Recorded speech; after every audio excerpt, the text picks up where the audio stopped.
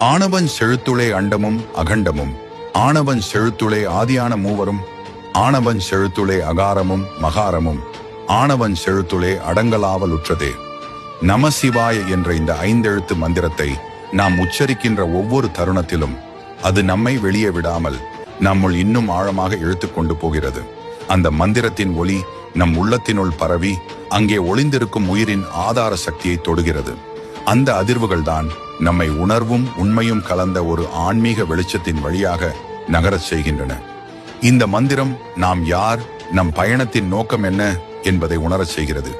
சாதாரண வார்த்தைகள் போல் தோன்றினாலும் அதற்குள் இந்த பிரபஞ்சத்தின் இயக்கத்தை வழிநடத்தும் சக்திகளான படைப்பு, காத்தல், அழித்தல் என அனைத்தும் அடங்கியிருக்கின்றன. நாம் தினமும் உச்சரிக்கின்ற நமசிவாய மந்திரத்திலேயே இந்த பிரபஞ்சத்தின் முழு சக்தியும் மறைந்துள்ளது என்பதை சுருக்கமாக இந்த சிவவாக்கியர் பாடல் சொல்கிறது. திருச்சிற்றம்பலம்.